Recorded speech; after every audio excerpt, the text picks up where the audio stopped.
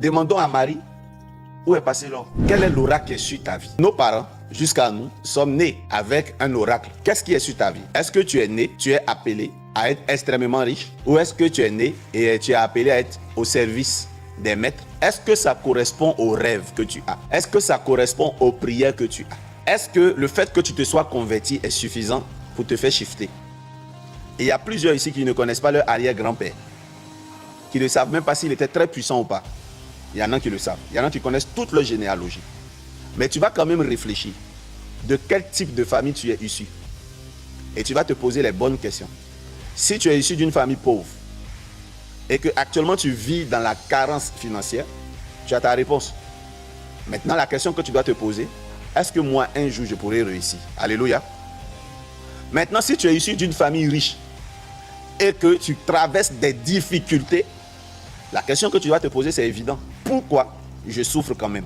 Alors, je vais commencer par la famille de Jésus-Christ de Nazareth. Marie a marié Joseph. Joseph est de la lignée de David. Et dans le sang de Joseph, il y a la royauté. Mais au moment où Jésus naît, Joseph est pauvre. Et l'une des preuves que Joseph et Marie étaient pauvres, Jésus est né au milieu des moutons. Et pourtant, son père avait pour arrière-grand-père David qui était roi.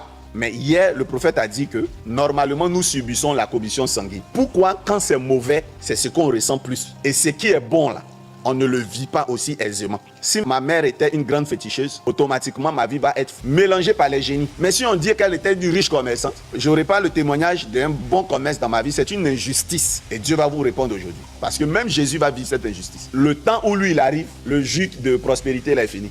Et quand Marie s'en va faire ce qu'on appelle le sacrifice de naissance, la présentation, elle offre des pigeons, elle offre des tourtereaux. Lorsque vous lisez Lévitique, l'offrande que Marie a faite s'appelle l'offrande des pauvres. Mais pourquoi Marie et Joseph sont maintenant dans le rang que fait le pauvre? Toujours dans les transports des pauvres, toujours dans les woro-woro, en train de négocier le prix. Tu es dans le rang de Marie. Bien-aimé, croyez-moi, Dieu va vous faire sortir de là.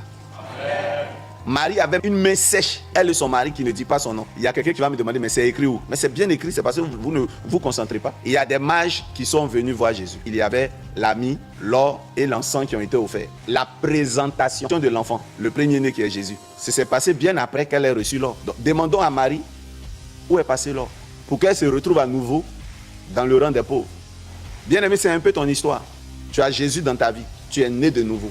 Il y a eu des temps où tu as eu l'argent. Mais aujourd'hui, si tu expliques ça aux gens, ils ne vont pas croire. Il y a quelque chose dans ta vie qui dépense l'or qu'on te donne.